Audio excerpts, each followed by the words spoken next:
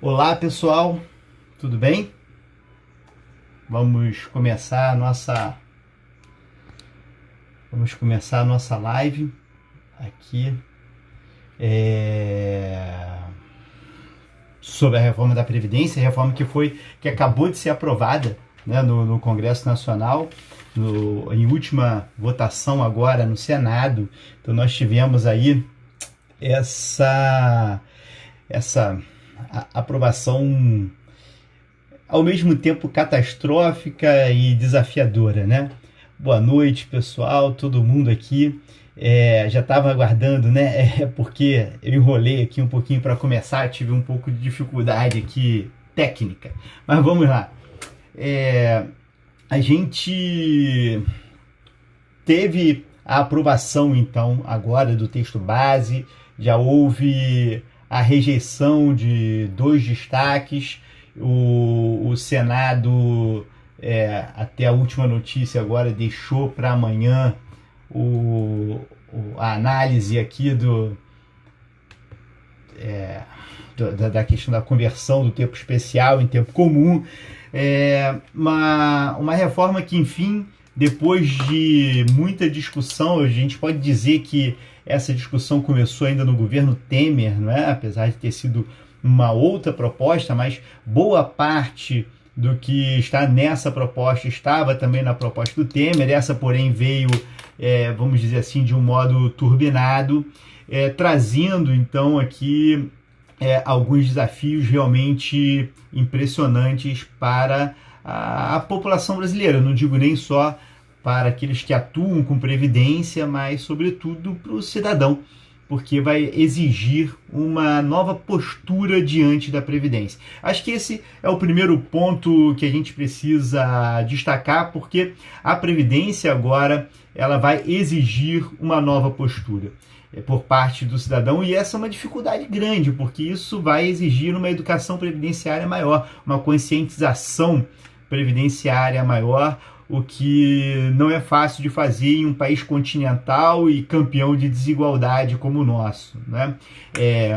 Quando a gente fala de previdência, olhando apenas o aspecto econômico, o aspecto atuarial, o aspecto do equilíbrio das contas, a gente evidentemente tem muita razão para se preocupar com isso, é necessária essa preocupação, mas a gente não pode deixar de lado um outro aspecto fundamental. A gente vive em um país que ele, desde sua origem, é marcado por uma desigualdade profunda, é marcado por uma informalidade muito grande, e isso se reflete, então, numa redução da proteção social. Se você trabalha com um sistema previdenciário com menor proteção social, você acaba tendo um recrudescimento dessa característica brasileira tão intensa. Então vejam só, afinal, o que foi aprovado na reforma da Previdência, o que nós temos aqui,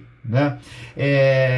Vejam, a gente teve uma alteração que desse aspecto é positivo, que você acaba trazendo um sistema previdenciário um pouco mais uniforme quando você compara regime geral, regime próprio. Então, esse é um ponto positivo, na minha opinião. Apesar das peculiaridades do serviço público, a verdade é que a gente acaba tendo um sistema previdenciário mais uniforme, com tratamento que, de fato, não se justifica mais uma desigualdade muito grande de tratamento entre os servidores públicos e os trabalhadores da iniciativa privada. O problema é que a reforma regulou por baixo todo mundo, né? E aí vem um grande problema. O que vai acontecer aqui? Primeiro, tá? Quando a gente trata da reforma, a gente vai aqui perceber que claramente a matriz dessa reforma é uma matriz que valoriza o aspecto da liberdade e da liberdade formal, né, da liberdade econômica aqui. Ontem mesmo estava revisitando aqui um texto do Friedman, da Escola de Chicago, que, aliás, é onde estudou o Paulo Guedes, ministro da Economia, e ele coloca o seguinte: olha, os sistemas, isso é opinião da escola de Chicago, tá? Do Friedman, que talvez seja um dos maiores representantes da escola de Chicago. A grande questão é que a ineficiência do Estado faz com que, se a gente tiver o mercado atuando, a gente conseguiria um grau de proteção maior. Eu acho muito questionável isso, né? Mas na opinião do Friedman, por exemplo, Seguridade Social é um absurdo. Na verdade, você acaba tendo ali um sistema paternalista com obrigatoriedade de contribuição, desconfiando da capacidade de cada um se proteger para o futuro.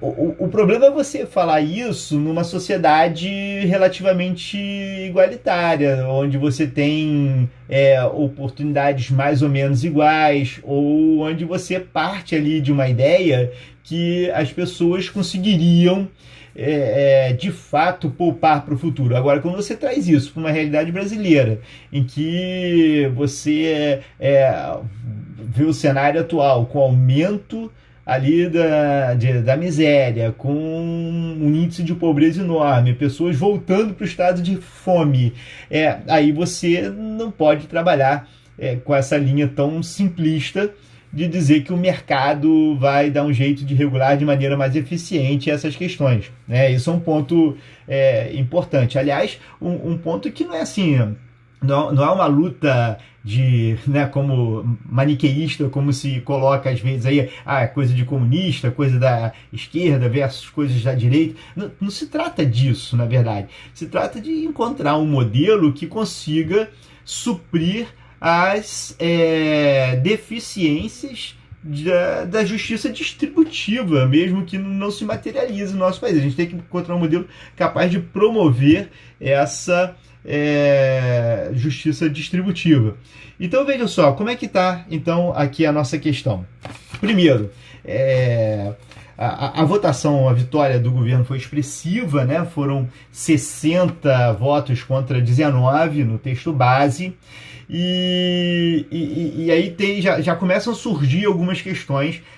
A primeira que eu gostaria de trazer aqui e tranquilizar a muitos, né, é a questão do direito adquirido. Vejam,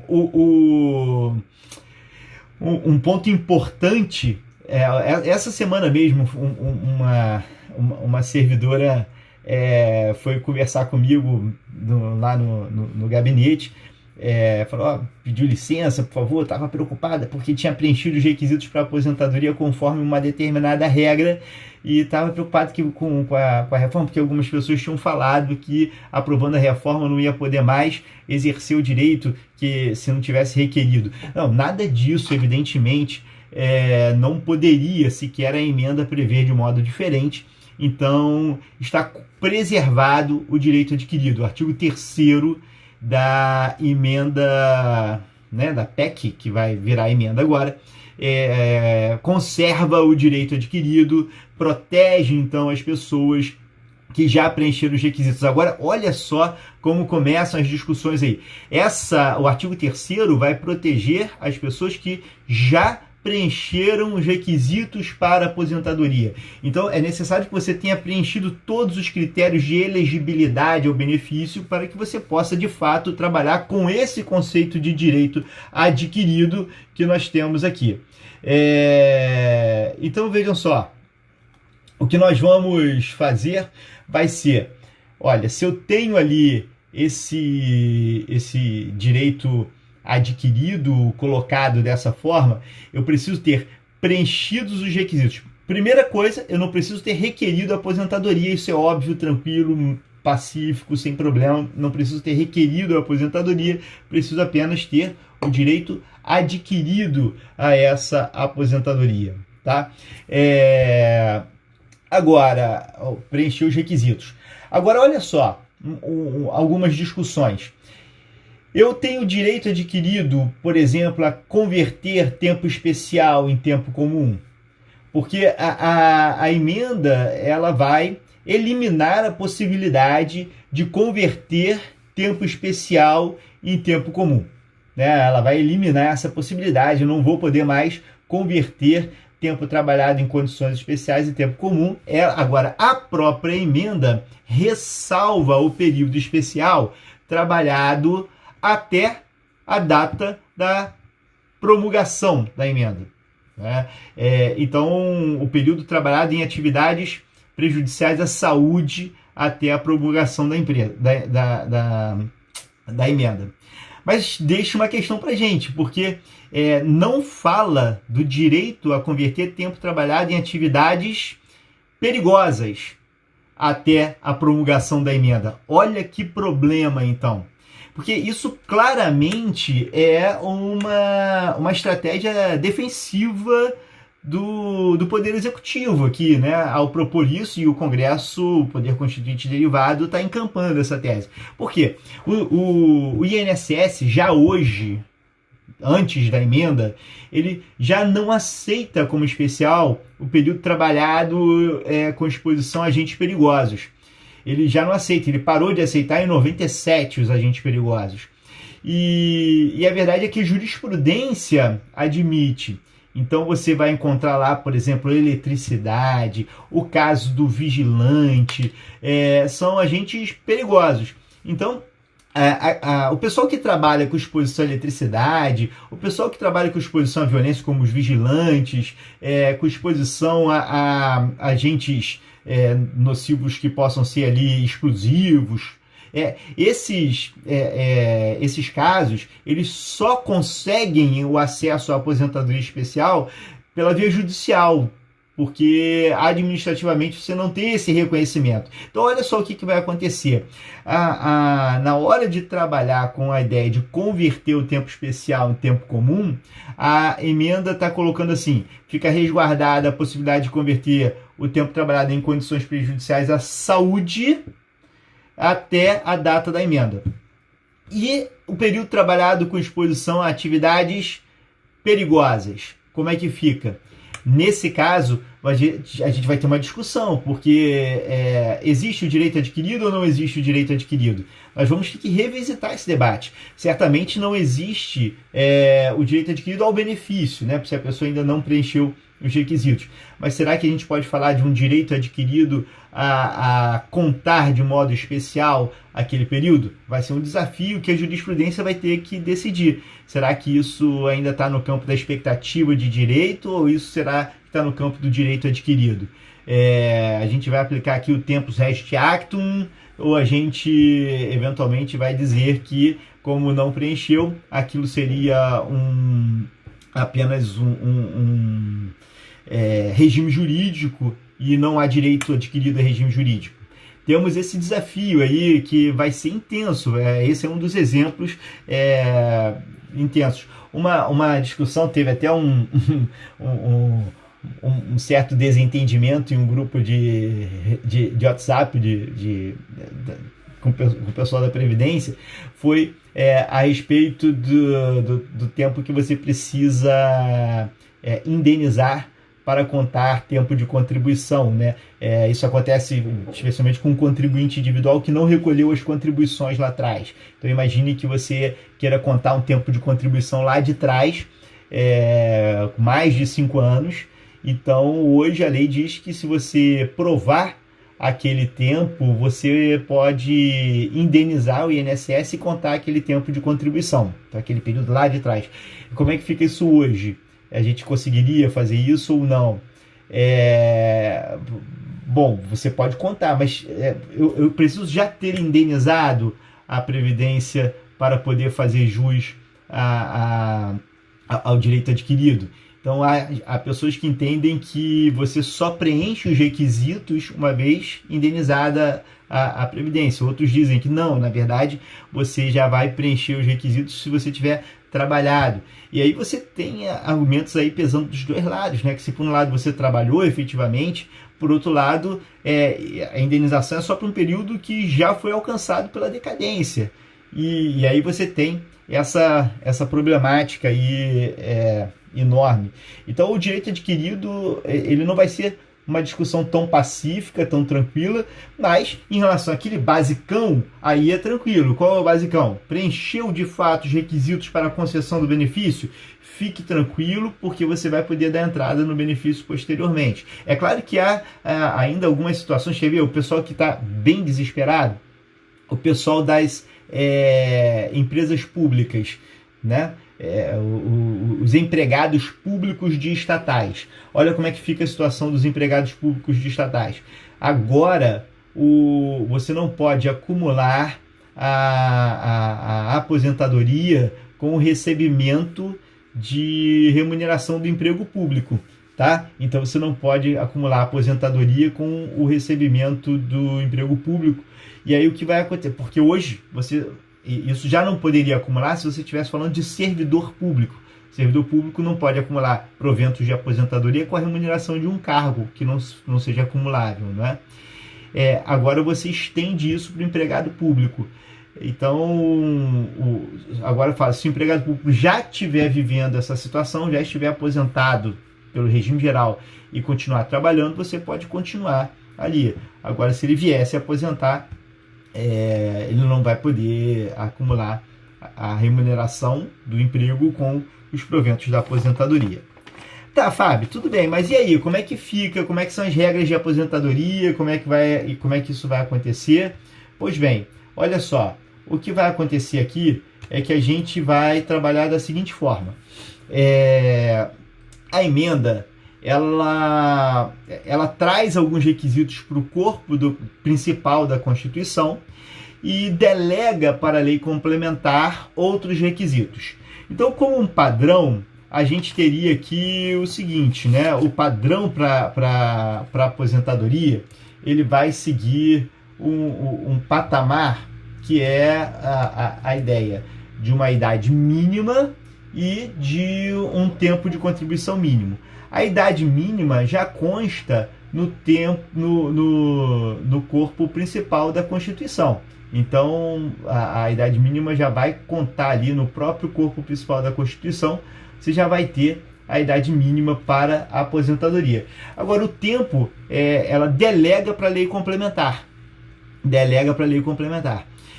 E o que vai acontecer é que, ao delegar para a lei complementar, o Constituinte falou assim, eu não vou aqui ficar esperando o legislador vir com essa lei complementar, já vou trazer algumas regras que são transitórias.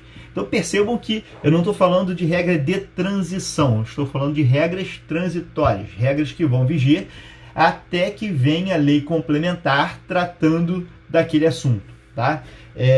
Então, essa foi uma sistemática usada em toda a emenda. Ela passa para a lei complementar, mas já traz nas regras transitórias os requisitos que possivelmente vai ser proposto no governo quando vier a lei complementar, se é que vai vir lei complementar, já que ali você já tem essas normas previstas no texto da Constituição, que pode ser aquele daqueles textos que teoricamente são transitórios, mas que se não vier outra norma, fica valendo aquela previsão, não é? Então vejam só, o que nós temos aqui seria o seguinte,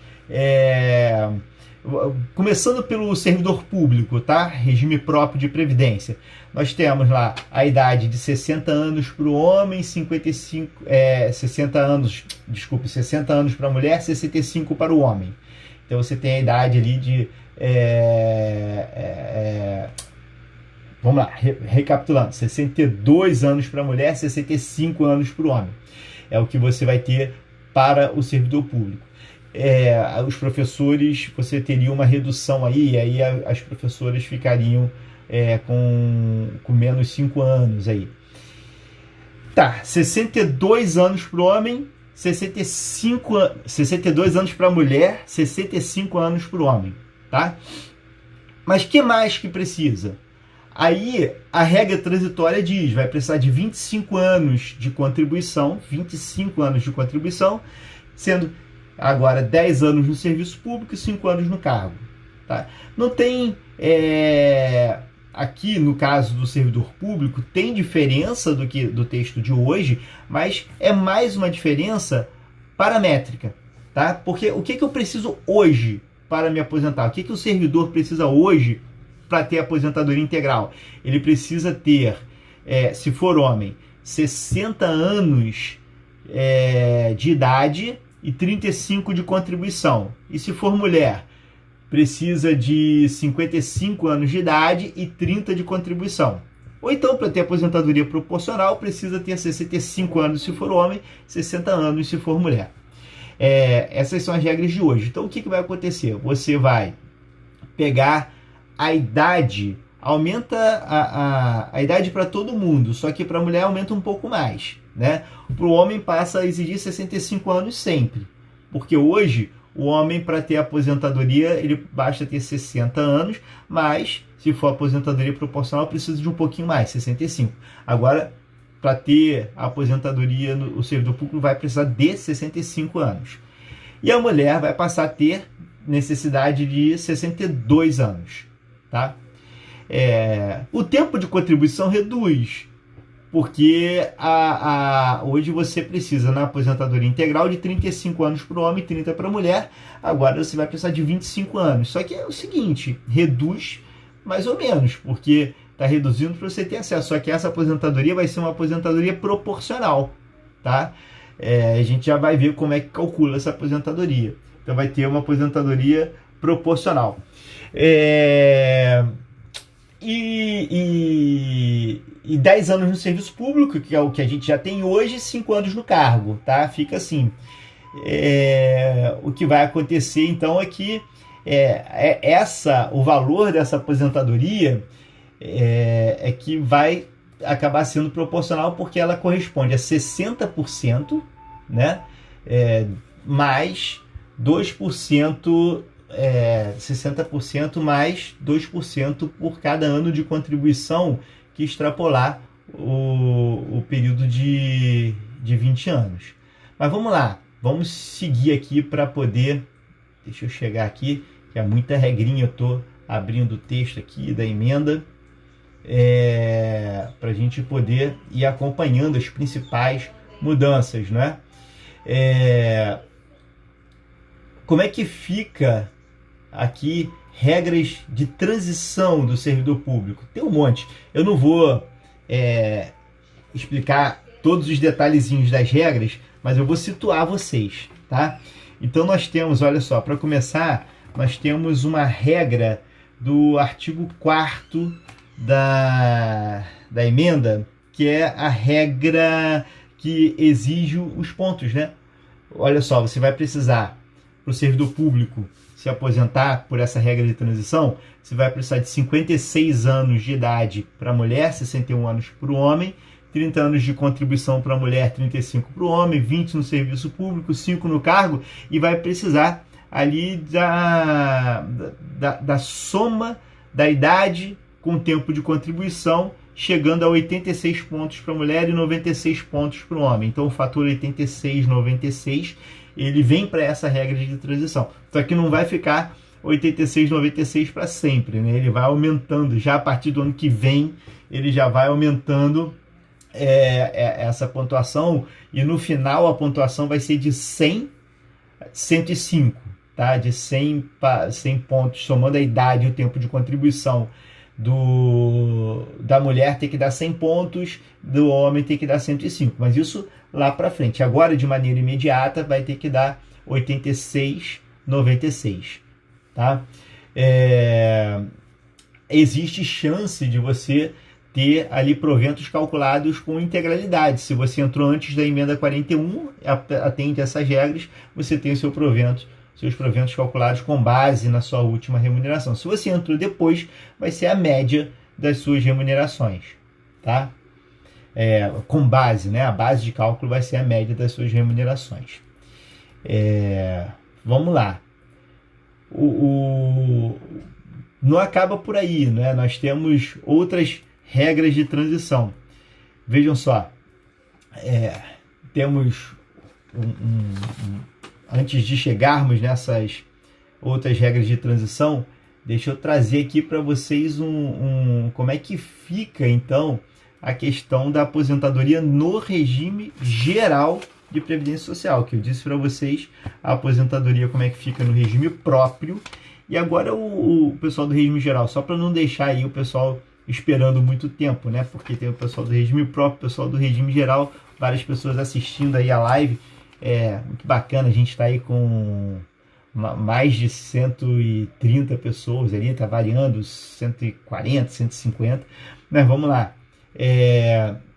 Nós temos uma regra importante no regime geral, que é a regra transitória, que vai dizer: até que venha a lei dizendo como vai ficar. A regra do regime geral está lá no artigo 19 da emenda constitucional. Tá? No regime geral ficou assim, ó. É um pouquinho diferente do regime próprio. Não na Constituição. Na Constituição tá 62 anos para o homem, 65 anos para a mulher.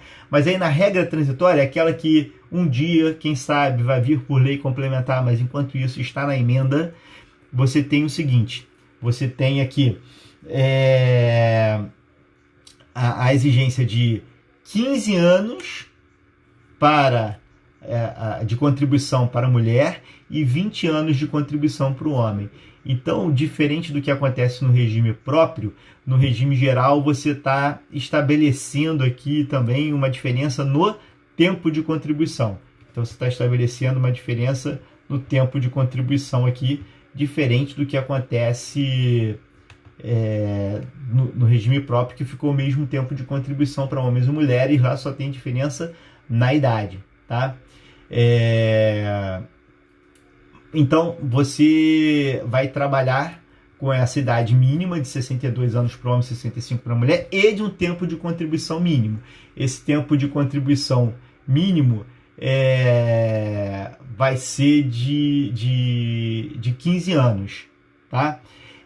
Para quem entrou, aí é que, na verdade, para conseguir a aposentadoria vai ser de 15 anos. Só que aí tem um detalhe, que é o seguinte, olha só. Para quem se inscrever aqui na Previdência Social, né, depois da emenda, aí sim os homens vão precisar de 20 anos de contribuição. Olha só, o tempo de contribuição que eu vou exigir para quem estava inscrito antes da emenda vai ser de 15 anos, para homens e mulheres. Agora, para quem se inscrever depois da emenda, aí o que vai acontecer é que os homens vão precisar de 20 anos. Tá? E o cálculo ficaria assim, olha só, 60%, né, você calcula a média de todas as remunerações. Essa é uma diferença do cálculo de hoje, porque hoje é a média das 80% maiores, e aí você vai ter assim, o cálculo de todas as remunerações. Isso pode jogar para baixo, né, o valor do benefício, porque você não consegue descartar as menores contribuições. Se você está contando aquele tempo, você não consegue descartar as menores. E ficaria, então, da seguinte forma: 60% da média, tá, como padrão, mais 2% para cada ano que ultrapasse os 20 anos, se for homem, ou para cada ano que ultrapasse os 15 anos, se for mulher. Tá? Então, para os homens e mulheres que já estão hoje na Previdência, você vai precisar de 15 anos de contribuição. Só que na hora de calcular o valor da aposentadoria, a mulher, a partir dos 15 anos, cada ano a mais, ela já vai somando mais 2%. Já os homens, ele precisa ter 20 anos de contribuição, e aí para cada ano a mais vai somando 2%. Tá? O cálculo vai ficar dessa forma. Tá? Você acaba tendo um impacto tanto na média, porque vai diminuir a média, e o coeficiente assim também. É verdade que em algumas simulações você tem ali impacto do fator previdenciário mais radical do que esse, mas em média, em geral, esse cálculo dá resultados menores do que a fórmula de cálculo de hoje em dia. Tá? Então você está sim aplicando uma fórmula de cálculo que em geral vai causar uma redução do benefício, vai causar uma redução do benefício. Vamos lá. Temos ainda aqui regras de transição. Aliás, o que não falta nessa emenda são regras de transição, tá? Nós temos regras de transição em grande quantidade. Você tem aqui uma regra de transição prevista lá no... Deixa eu chegar aqui no texto novamente. Tem uma regra de transição prevista no artigo 15 da emenda, que aí é a regra para o regime geral que estabelece o índice 86,96. Aquela que eu falei ainda há pouco é a regra do artigo 4º, que estabelece o índice 86,96 para o regime próprio, para os servidores públicos. E aí lá no artigo 15 você tem a regra do 86,96 também no regime geral de previdência social. E aí vem uma sequência de regras de transição. Tem uma regra de transição no artigo 16 que exige ali, olha, 30 anos de contribuição para a mulher, 35 para o homem, cumulativamente com 56 anos de idade para a mulher e 61 anos de idade para o homem.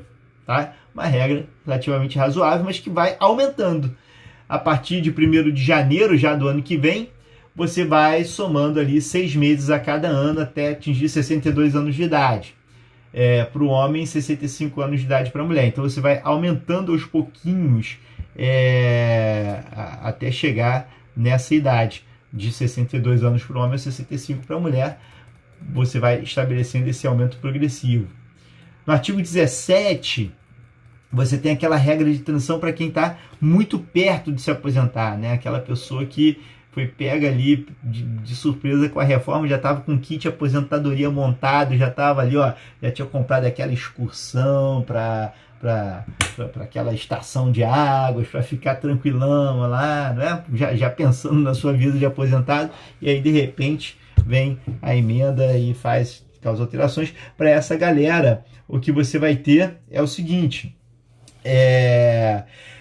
você vai ter ali, se estiver faltando 2 anos, né, para você completar o tempo, a mulher com 28 anos de contribuição e o homem com 33 anos de contribuição, você vai ter um pedágio do tempo que estava faltando de 50%. Então você estabelece um pedágio de 50% ali desse tempo que estava faltando. Tá?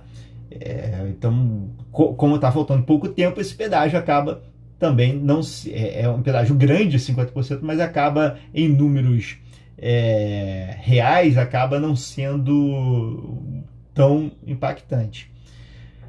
No artigo 18, mais uma regra de transição, dessa vez uma regra de transição da aposentadoria por idade. E ela estabelece o seguinte, olha, para começar, vamos manter igual, 60 anos de idade para a mulher, 65 anos para o homem, estou no regime geral ainda, né? 60 anos de idade para a mulher, 65 para o homem, com 15 anos de contribuição para ambos os sexos, só que aí também você vai aumentando ali essa idade a partir de 1º de janeiro do ano que vem. A partir de daqui a alguns meses, você já vai aumentando de 6 em 6 meses ali até chegar nos 62 anos de idade, 62 anos de idade para a mulher. O homem já está na idade de 65 mesmo, tá? Vamos lá. Alguns outros pontos que são delicados, né? Como eu falei, a gente está aqui numa previsão importante relacionada à aposentadoria especial. A aposentadoria especial vai ser fortemente impactada, porque você passa também a exigir idade mínima para aposentadoria especial. Isso vai fazer com que a pessoa tenha ali que às vezes continuar trabalhando em atividade especial por um tempo maior, porque ela não preencheu a idade ainda para se aposentar. Então ela vai ser fortemente impactada. Tem a expressa exclusão, numa espécie de backlash, né? Expressa exclusão de atividades prejudiciais à integridade física, então não pode ser por atividade de risco mais. E apesar do que talvez, né, muito disso ainda vai ser discutido na PEC paralela, não sei se todos sabem, mas existe uma PEC paralela que está discutindo aí, entre outras coisas, por exemplo, a inclusão de estados e municípios, porque esse texto que foi aprovado, ele acaba não incluindo estados e municípios, dependeria de uma lei ordinária ainda para poder incluí-los, né? E esse assunto ficou um assunto de discussão na PEC paralela. Bom, e temos regras de transição que vale tanto para regime geral quanto para regime próprio, é o caso do artigo 20, essa regra vale tanto para o regime geral quanto para o regime próprio, estabelece ali algumas condições, o homem com 57 anos de idade, a mulher com 60 anos, 30 anos de contribuição, homem com 60 e mulher com 57, tempo de contribuição, homem com 35, mulher com 30, servidor público, se for servidor, ainda tem 20 no serviço público e 5 no cargo. E mais aí esse é um pedágio de 100% nesse caso, tá? Nesse caso você teria um pedágio de 100%. Então você tem duas regras de pedágio, uma para quem estava faltando muito pouco tempo para chegar lá, e aí o pedágio é de 50%, tem esse outro, artigo 20, que é um pedágio mais radical, que está aqui. Bom, seguindo aqui nessa nossa rápida explicação, aliás, estou fazendo apenas um breve apanhado, um resumão, né? Para aqueles que quiserem, tiverem interesse, a gente vai, eu, o Daniel Machado da Rocha e o João Batista Lázari, nesse final de semana a gente vai estar discutindo a reforma da Previdência com mais profundidade, tá? Na sexta-feira eu vou passar 4 horas falando sobre a reforma da Previdência. No sábado, o Daniel e o João Batista Lázari, cada um vai passar 4 horas discutindo a reforma da Previdência. E aí a gente tem um curso de 12 horas de reforma da Previdência. Se alguém tiver interesse, basta dar uma olhadinha lá no site do IDS América Latina, tá? No idsamericalatina.com.br. Vai ter o curso aí de impactos da reforma. O Daniel está vindo de Porto Alegre, o Lázaro está vindo aí de Santa Catarina, para a gente poder fazer essa conversa aí sobre reforma da Previdência. Estão vindo aqui para o Rio, né? Mas vai ser transmitido pelo portal do IDS na internet, né? No idsamericalatina.com.br. Veja só que interessante assim, né? Que mudança radical. Nós temos ali a pensão por morte com uma mudança bastante radical, está lá no artigo 21 da PEC. E aí no artigo 21 da PEC, o que nós temos aqui artigo 21 artigo 24, o artigo 21 é da aposentadoria especial. Nós temos o seguinte, a pensão por morte dá pena, assim, porque o que acontece? Primeiro o cálculo, né? O cálculo da pensão por morte vai ser de 50% da média, ou na verdade 50% da aposentadoria que o segurado estava recebendo, mais 10% por dependente.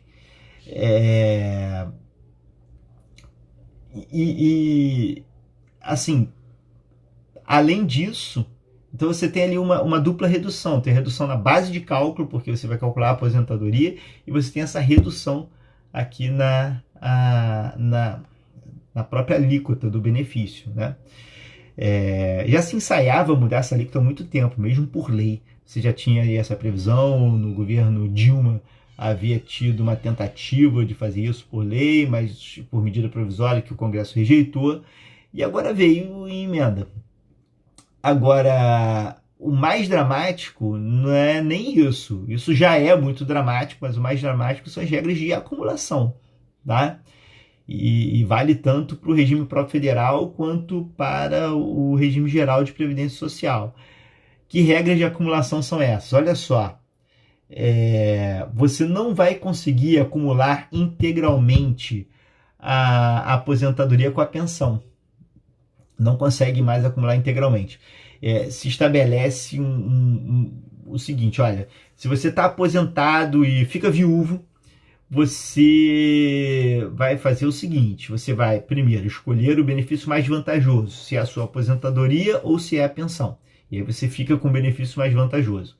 E além disso, o que vai acontecer é que o segundo benefício você vai apenas receber uma parte dele. E aí vem o escalonamento que está lá no parágrafo 2º do artigo 24. Como é que é esse escalonamento?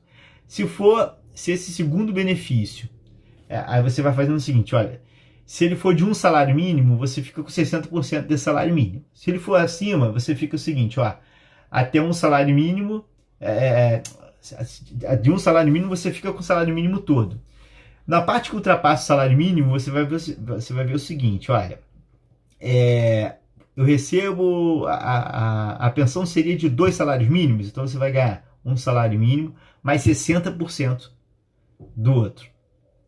Ah não, mas a pensão seria de 3 salários mínimos, então na verdade você vai ganhar um salário mínimo, 60% do outro e 40% do outro, do terceiro. Ah não, mas seria de 4 salários mínimos. Aí fica assim, ó, 60% do primeiro, mais 40% do segundo salário mínimo, mais 20% do terceiro salário mínimo. E o que tiver além disso, você vai ganhar só 10%. Então você tem uma redução radical do valor da pensão se ela tiver acumulada com a sua aposentadoria. Então, além do cálculo já reduzir radicalmente a pensão, você ainda tem uma regra de inacumulabilidade aqui do benefício, no caso da pensão por morte. Tá? Temos ainda outras questões interessantes e que são bastante preocupantes. E eu quero destacar aqui algo que eu estou falando já desde o início dessas discussões da reforma, é o que está chamando muita atenção, que eu fico bastante preocupado, que é a possibilidade aqui da abertura para o mercado privado dos benefícios de risco. Então, isso faz parte de um pacote. Qual é o pacote, na verdade? O pacote seria você ter a capitalização, acabou saindo dessa, mas a gente tem que ficar atento aí por conta da PEC paralela, mas você teria a capitalização que ficaria para os benefícios programados. Então, você juntaria dinheiro, teria ali um valor e pagaria a aposentadoria, com base no que você acumulou. Agora, tem um outro problema, que bom, se você está trabalhando com capitalização, tudo bem, você está formando seu fundo ali, mas e se você morre antes disso? Se você fica inválido antes disso? A lógica, se você está defendendo capitalização, a lógica é que essas parcelas acabem ficando numa parcela de seguro privado, né? E aí tiraram do texto a capitalização, mas deixaram a abertura para o seguro privado. E o governo está falando seriamente de, já a partir do ano que vem, você ter ali, em alguma medida, o auxílio-doença, a aposentadoria por invalidez, algumas pensões por morte, os benefícios de risco sendo transferidos mesmo ali para a iniciativa privada. Um dos projetos, uma das ideias é deixar a empresa, empregador, escolher se ela quer pagar contribuição para o INSS ou se ela quer pagar um seguro privado para os seus empregados. Só que isso muda completamente a lógica da Previdência, né? Porque você passa a trabalhar com a lógica de seguro privado. Então, imagine só se a empresa não paga o prêmio do seguro, como é que você vai fazer? A seguradora estaria obrigada a cobrir mesmo assim, porque hoje o INSS está, não é? Se a empresa que deixou de pagar, o INSS não pode deixar de conceder o benefício para o trabalhador porque a empresa deixou de recolher a contribuição. Então, olha só, é uma mudança radical mesmo, né, no que se refere aí a esse aspecto da Previdência. E tem outros, por exemplo, no serviço público, você passa a ter a criação da Previdência Complementar, né, para o servidor público como algo obrigatório. Hoje, estados e municípios e União podem criar a Previdência Complementar para os servidores públicos. A PEC coloca, não, tem que criar a Previdência Complementar para o servidor público. Por quê? Porque aí você limita o regime próprio ao mesmo teto do regime geral de Previdência Social. E só que na emenda 20, quando falava de previdência complementar, estava escrito assim, entidade de natureza pública. E agora você está abrindo a possibilidade da previdência complementar do servidor público ser oferecida por entidades abertas aqui, né? Então você vai ter previdência privada mesmo e previdência privada aberta, no mercado mesmo. E isso pode ser delicado, né? Mas, mais uma vez, a ideia aqui passa daquilo assim, o Estado vai ficar dando o básico, e se quiser além do básico, você vai poupar. E aí eu até crio assim, essa estratégia da previdência complementar para você. Tivemos essa mudança aí. Houve outras mudanças? Houve várias outras mudanças pontuais. Competência, não é? Você acaba com a competência delegada automática. Na verdade, você tira essa questão da competência delegada previdenciária e deixa essa e fala o seguinte, se quiser pode delegar, mas então não delega a princípio a previdenciária. É verdade que agora a lei, né, do mês passado aí, né, já tinha retirado a competência delegada para distâncias inferiores a 70 quilômetros. Mas aí você tinha aí discussão sobre constitucionalidade e tal.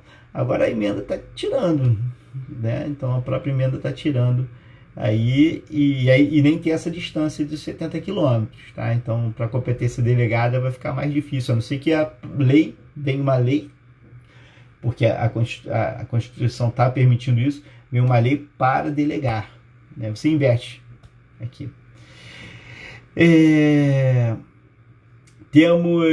Nossa, tem tanta coisa aqui sobre a reforma da Previdência, né?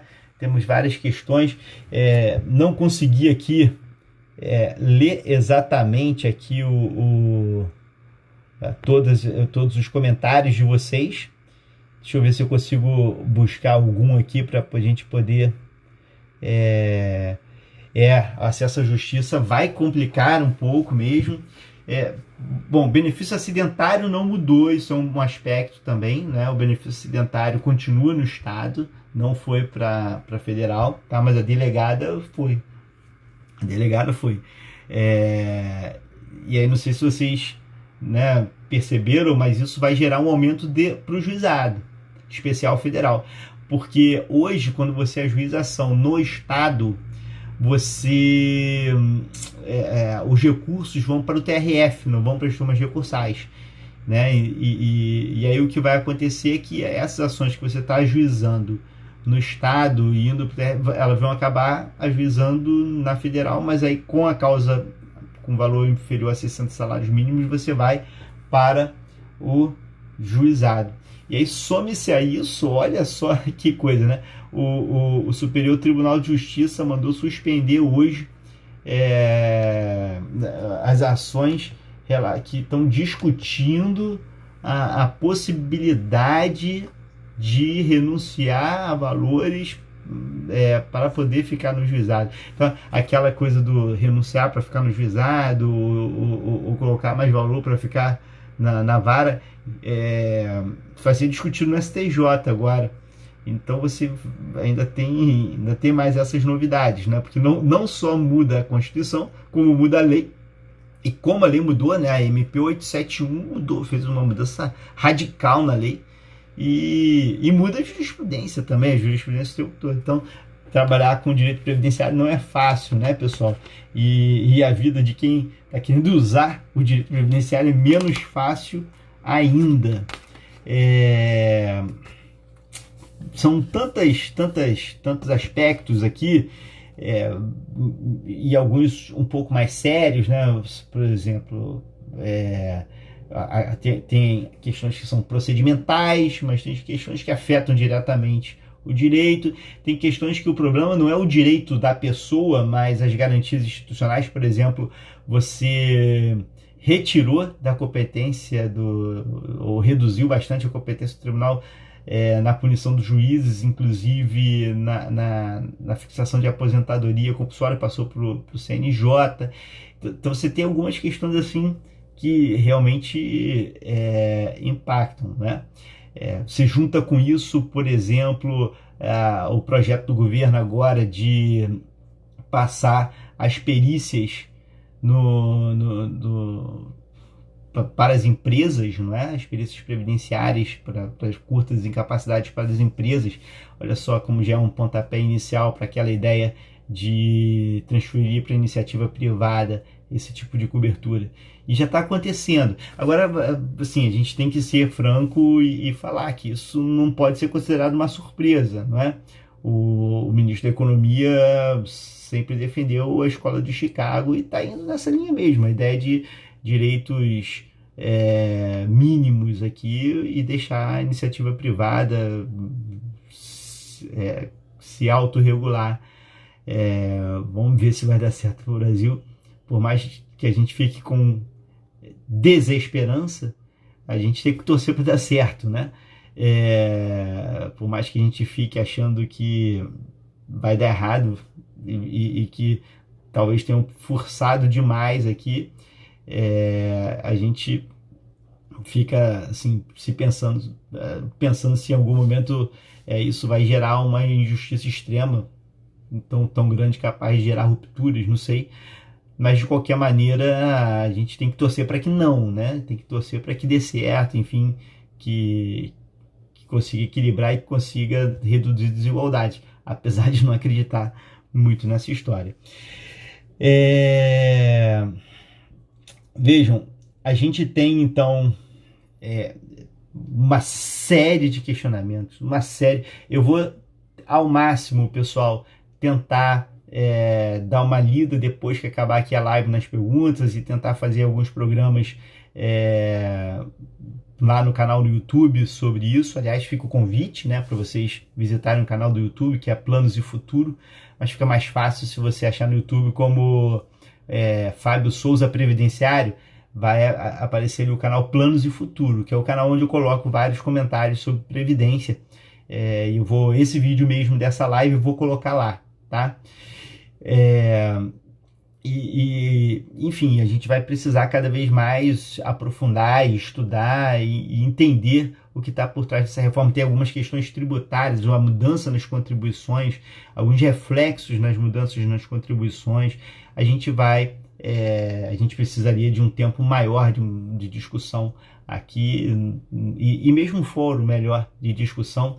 Então fica o convite para todos vocês, tá? Para estarem comigo, com Daniel Machado da Rocha e com João Batista Lázari, para a gente, na forma de um curso, não de live, né, mas de um curso mesmo, estruturado, com material, já na sexta-feira, agora e no sábado, a gente conseguir discutir aí a reforma da Previdência. Para quem quiser, tá lá no site do IDS, o idsamericalatina.com.br, o nome do curso é Impactos da Reforma da Previdência. Fechado? Meus amigos, vi passando rapidamente assim como é que ficam as regras de transição das emendas 41, na verdade, ficam revogadas, na verdade, tá? Então, estão sendo revogadas as regras de transição das emendas 41, o artigo 2º, o artigo 6º e o artigo 3º da 47 estão sendo revogadas aqui. Fechado? Tudo bem? Olha, vou fazer outras lives. Esse tema não vai parar por aqui, a gente vai ter muito mais discussão. Espero contar com vocês. Acompanhe aí o perfil no Instagram, porque eu vou colocar várias novidades aí. Toda vez que aparecer um pensamento novo, vou colocar ali no Instagram, vou também botar lá no YouTube. E espero que vocês mandem no direct aí opiniões sobre as questões. Eu acho que é o momento da gente debater, vamos discutir um pouco mais a reforma, amadurecer e chegar aí, enfim, numa previsão do que espera por a gente aí nos próximos anos, tá bom? Beijão em todos, um abraço, tchau, tchau.